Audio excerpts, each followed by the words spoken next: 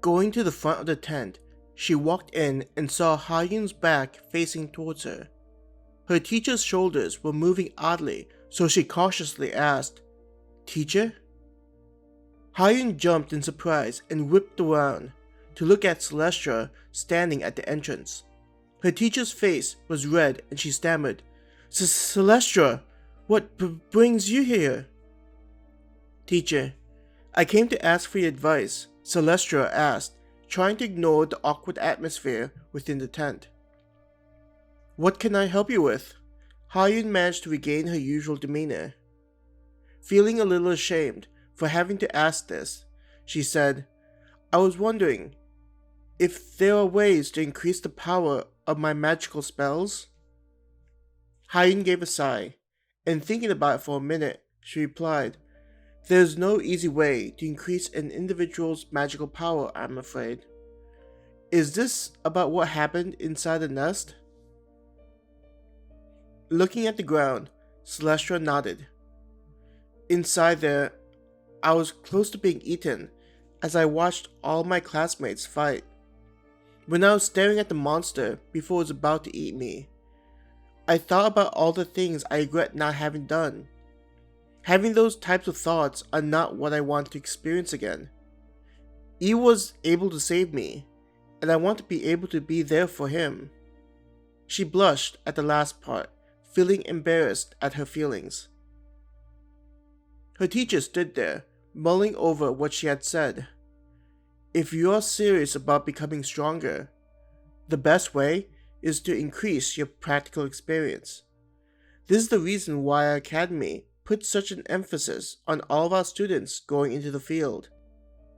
The problem is that though our academy does value practical experience, the amount of increase you are likely hoping for is not possible inside the academy." Seeing Celestra's sad expression, she hurriedly said, "But if you're okay with it, becoming an adventurer would help build up your strength. Many adventurers quickly develop their talents, going on quests and taking on requests from various nations." Hearing this, Selestra felt ecstatic that there was a method for her to become stronger. Before going on the school trip, she had never considered the life of an adventurer as being something that was in her possibility. Whoever heard of a duke's daughter going out and subjugating monsters and demons? "What would I do about school and classes?" she asked her teacher. "You would likely take time off from classes, but you would not lose your acceptance into the school. Depending on the requests you take up as an adventurer, you would receive credit towards graduation. It is a convenient method that was developed," Ha-Yoon explained to Selestra. Hearing her teacher's explanation, Selestra headed out of the tent. They discussed minor things, mainly tips on doing well as an adventurer. Watching the other students make their way out of the ruins, she followed after them. Considering that there were no monsters inside the forest, and weren't doing any training, they headed towards the city together.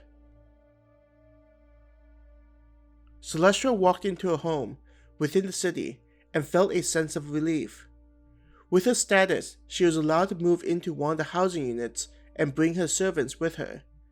In front of the house, several guards were assigned by her father to look after her residence. They tried to come with her into the forest, but she was adamant about not needing them to protect her. With her strong magical powers, Selestra was confident that she would be able to defeat monsters that even a D-ranked adventurer could handle. When she remembered that moment, her legs gave out a little. "My lady, are you alright?" a guard asked her, rushing to her side. "I am alright, Charles. Thank you. I guess I am a bit tired after arriving from the class trip," she lied, not wanting to tell other people about it. "Of course. Please come inside and one of the cooks will prepare you a delicious meal." Charles escorted her inside, worried that she was going to collapse. Seeing how earnest her guards were about her safety made Selestra happy to be back home. At the same time, There were thoughts about how she was living inside of a bubble and surrounded by those who protected her from the reality of the world. Within her house, there were 10 guards, 5 maids, 3 cooks, and 2 landscapers. Though this may look like a lot, it was something she felt like was needed to reflect her status. Now, coming back home, it seemed like unnecessary fluff. Seeing what was out there had woken her up to the current situation. Though nobles were usually surrounded by people, there may be situations where there wouldn't be guards to protect her. She would need to be capable enough to defend herself. Monsters and demons were not the only things she needed to fight off. There were plenty of political enemies that would and have tried to harm her. When she was a child, Selestra was kidnapped to apply pressure to her father. Selestra remembered how she had cried, asking them to let her go, but they ignored her and provided only a little amount of food. Thinking that no one was going to come and save her, she fell into depression. Shortly after, her father's men had crashed into the abandoned building and rescued her. "My lady, thank the goddess that you were able to arrive safely," the head maid cried out, holding her tightly. "Meredith, there was nothing to be afraid of. I told you that the monsters were not that powerful," Selestra tried to reassure her head maid. Meredith continued to cry into her chest, holding her as if she would never let Selestra go. When she stopped crying, Meredith got back up and fixed her clothing. "The lady needs to eat something.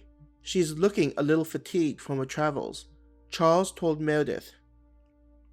Nodding her head in agreement, she went back to the kitchen to have the cook prepare a meal. Selestra took a seat at the table and relaxed on the comfortable chair. Being back in the city was preferable to her time in the woods. This would be something she would need to break if she was going to become an adventurer. Once the food was prepared, it was carried over to the table. There were various dishes like roasted pheasant, salad, and soup. Digging into the food, Selestra savored the different flavors. The taste was vastly better than the travel rations she ate. When she started to feel herself getting full, she looked up at Charles and Meredith. "I need to talk to the two of you about something," Selestra said. Seeing the determination in her eyes, the two of them just nodded their heads. "I have decided to put my schooling on hold and become an adventurer." She held up her hand when she saw them begin to protest. "This is not an easy decision that I have reached. Going on the school trip has taught me that I am not ready for what is out there in the world. There is no reason for the mist to become an adventurer. Us guards are here to protect you and make sure that you are safe from harm." Charles tried to reason with her. "Charles is correct. The mist needs not to worry about the dangers of this world, and instead should continue training to earn a title or marry into another family," Meredith exclaimed, looking at Charles for him to stop her from making such a rash decision. "Things such as titles and honor does not mean anything, especially in the face of those with more power than you." Selestra slammed her fist on top of the table, trying to keep it from shaking. "For me to just rely on my magic at its current strength is not a smart decision on my part. I understand that the two of you are worried about me, but this is something I need to pursue." "Miss," Charles reached out towards her, concern in his voice. Standing up, Selestra started to head towards her bedroom. "I am tired and weary after my journey. Tomorrow, I'll be going over to the Adventurers Guild and signing up to become an adventurer."